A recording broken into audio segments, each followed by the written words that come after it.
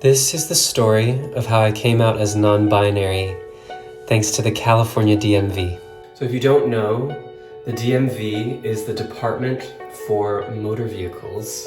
This is the place you go to get your driver's license in the US, and it's notorious for being bureaucratic and not the most pleasant place, but it has become a magical place in my lore, and here's why. So it was 2021. I had gone home to San Francisco, and one of the things I had to do was renew my driver's license. And at this point, I had already been identifying as a queer person for like several years, and ever since the pandemic, where I was exposed to the art of drag for the first time through Drag Race and saw all of these different possibilities for people manifesting their queerness in real life, I had started to think about my gender as fluid.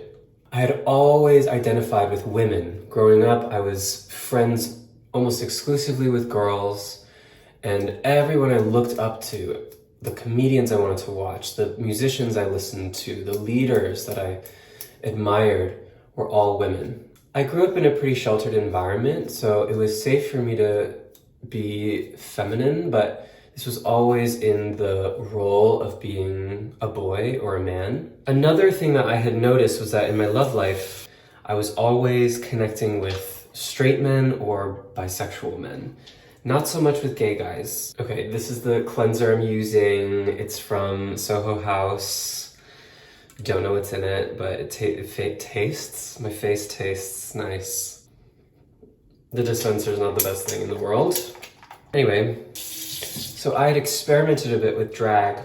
I had put on a wig and filmed myself and lip synced and felt the magic of gender fluidity in that form. And something I noticed is that what I really enjoyed doing was just putting on a wig and like a little bit of eyeliner and seeing how naturally womanly I was and felt and became. Serum.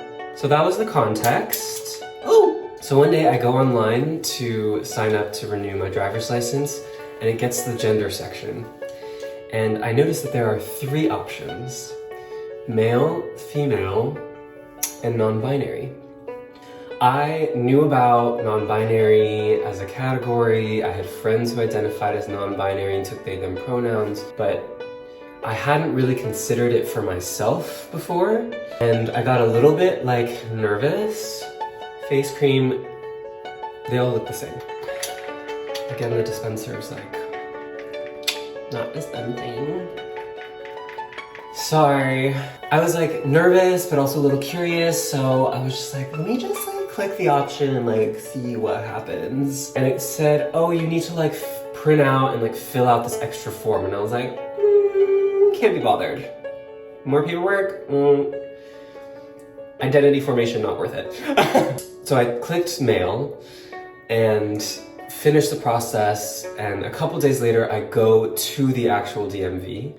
After filling out the forms, going up to the desk, there's a digital copy of the form that I did online. And in the digital copy, the gender was pre-selected as non-binary.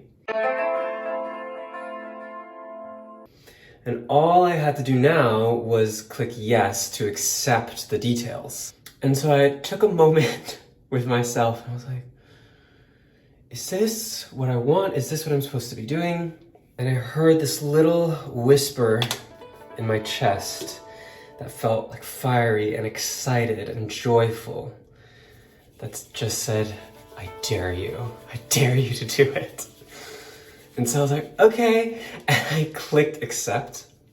And the attendant said, okay, you just have this extra form to fill out that was printed out on paper, and then you can go get your picture taken and you're done. And I was like, okay. And I filled out the paper, took my picture, and got my license. So now on my license, instead of M or F, it says X.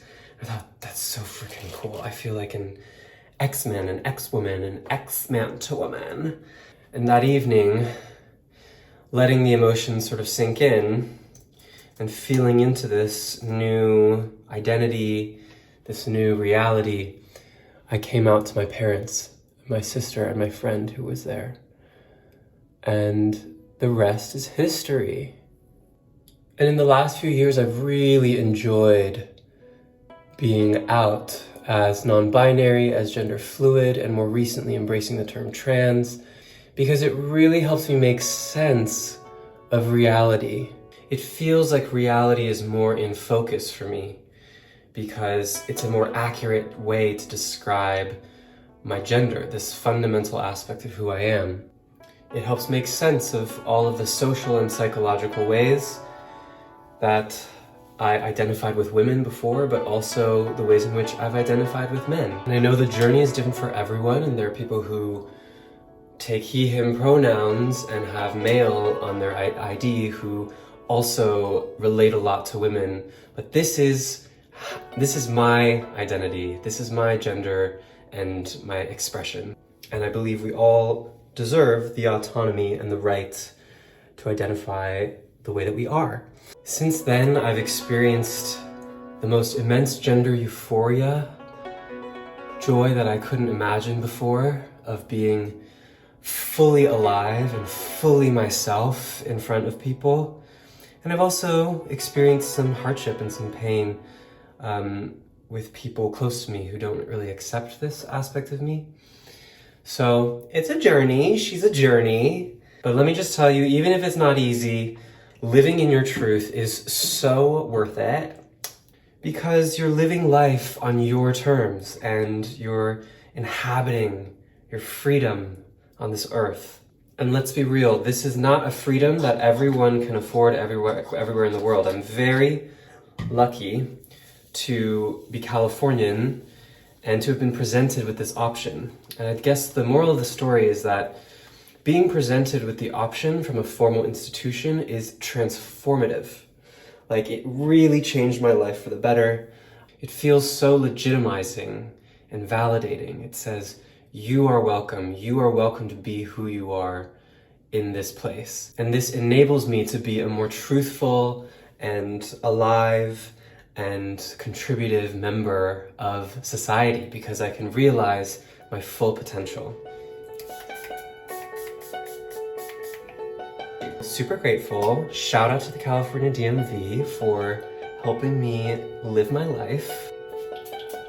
And I hope you have permission and space in your life to be exactly who you are and to express your truth. That's all from me for today. Thank you for listening. Stay beautiful.